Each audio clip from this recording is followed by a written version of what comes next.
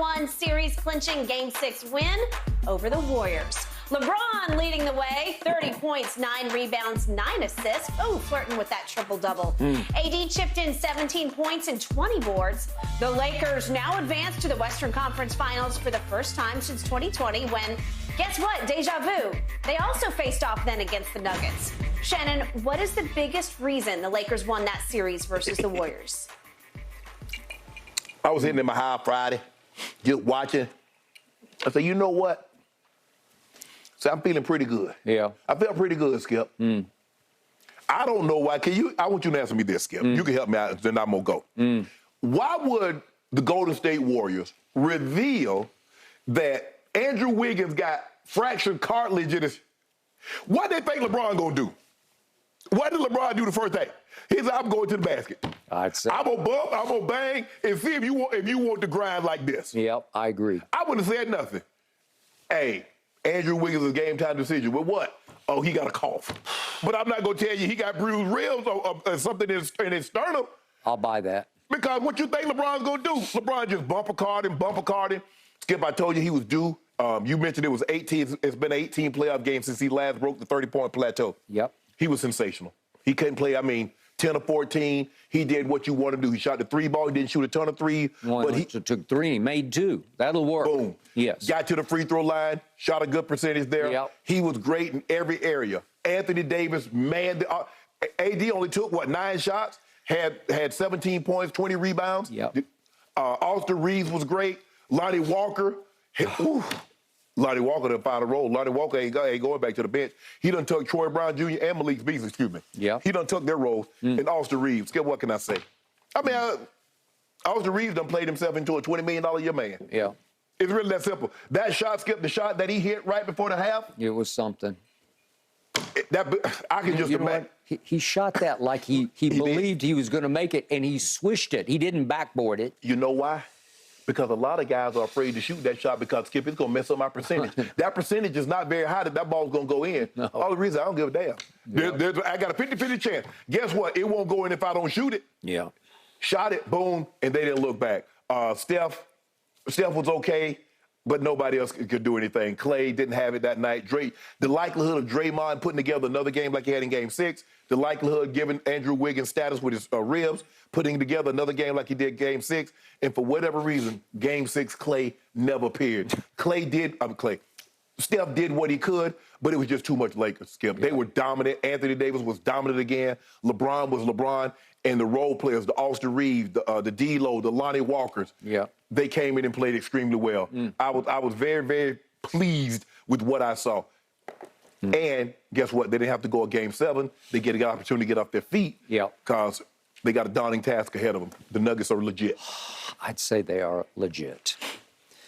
By the way, that stuff, I'm getting strong odor over here. A little something right here, a little something. The water doesn't tell it down a little bit, but really, yeah, I can smell it all the way across the table. I can even smell it on your breath, and so I'm going to offer you. You want me to take you home today? Yeah, you better take me home. You better take me home. Right. I'm gonna call Uber. You got Uber app? I do have. I ain't got no Uber app. I ain't got no Lyft app. I ain't got no apps on my phone. Really? No. Well, you're like Joel. You have no Lyft. Okay. All right, the first thing that struck me about this game, let me start with your guy, because that is truly the story of the night. He was great. Under the circumstance, you can't ask much more from him because I loved the blueprint of it, because from jump, from tip, he was committed to taking the ball to the basket. Yeah. Because I don't care how old he is, I don't care how many years he's played, this man is still virtually unstoppable when he decides to put his head down and take it to the basket. He's always said, I don't have the greatest handle. I think he has a very good handle. He is ambidextrous, born left-handed, can play right-handed and left-handed. I'm just telling you, this is a force of nature going to the basket. And once he showed Golden State, I am dead serious about this. This time, no more of that bull jiving that you saw in Game 5. None of the 9 threes and all that. We're not doing that tonight. I'm going to be efficient from 3 because I'm only going to take 3, and as we just pointed out, he made 2. and they're huge. They're psychologically debilitating to the team that invented the three-point shot for all purposes. And yet, speaking of that team, Shannon, this is what struck me as the second story. Would you believe that combined on that night, Steph and Klay had the combined worst shooting night of their entire postseason careers together? Wow. Together, because they missed 33 shots total, and from three, they missed 20. So they were, just to frame it for you, okay, so Klay, he wasn't Game 6 Klay, he was Game Deep 6 Klay, because he was Deep 6, because he went 3 of 19 and 2 of 12 from three. He played like he was made of clay. That is correct. Feet of clay, as they say. Steph was 11 of 28, so he made a few baskets, but he was only 4 of 14. This is the man who revolutionized the three-point shot that we all proclaim as the greatest shooter ever. Right. Okay, so they combined to go 6 of 26 from three. That was tied for their second most total misses. That's 20 misses, 20 missed threes, tied for the second most in their career. Right. And then from total, 2 and 3, 14 of 47. That's 33 missed shots. It's a lot of missed shots. If you put them all together, you can't find in their entire playoff dynastic run that the two combined to shoot this bad, because usually the odds are it's going to be one or the other. And one might shoot bad, but the other can carry them. Yes, and if they both get hot, it's over. You're done. You're cooked. Yeah. Okay, so you benefited from that, and you actually so much benefited from that you lost the backboards. You lost 53 to 46. And just for the record, just for the big picture of this, you actually got out-rebounded by Golden State, small little Golden State. It's mostly because of Kevon Looney. Right. But they out-rebounded you by 24 rebounds in 6 games. So that wasn't where you were bludgeoning them. Right. You were bludgeoning them because you just attacked the basket and you were out free throwing. Yeah, you're getting fouled. But Skip, he was like, oh, the refs. Did you realize that the Warriors shoot the least amount of free throws, but they foul the most? They do.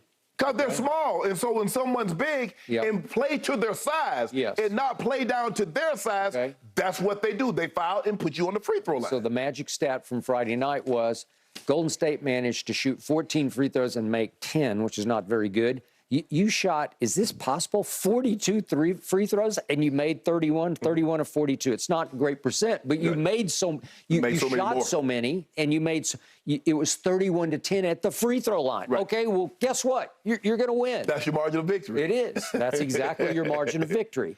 Okay, so I'm going to say this one more time because I believe in it. I still don't think Rob Pelinka gets enough credit. He doesn't. He turned this team upside down on its head. I started thinking about it late Friday night. In all my time covering the NBA, I cannot remember a general manager turning a team around on the fly so quickly and so completely as he did, and it was by addition and subtraction because he got out from under us. Because they were dead in the water, Skip. They were 13 out of 15 teams in the West. And we all talked about they're stuck with Russ. Then he gets out from under us. It cost him one of those future picks, the first one, the 27 first-round pick. Okay, it's top 5 protected. Right. Maybe it'll come back to haunt you, but if you go win this championship, it won't. And if I'm not mistaken, Skip, I think by the time when they first made the trade, LeBron wasn't there. He was injured. Remember, with the foot. That is correct. Okay. So they had to learn. They had to win games without LeBron, and then learn how to play with LeBron. He's like, I was watching to see. Okay, he likes the ball there. This is what he liked. Blah blah blah. Yeah. And so it was a tremendous reclamation project, and he does it. But that's just because people don't really like Rob. They don't F with Rob they don't. No. Okay, I got it. And he's taken such a beating in the past. I get it. But he's not getting enough credit because even LeBron said after the game, we were just, I'm paraphrasing, but he said, we were just waiting for the right pieces to fall into place around AD and me, and they did. They did. And Rui has been a godsend. Yeah. And Austin Reeves didn't come now, but listen, I'm going to say it again about Austin Reeves.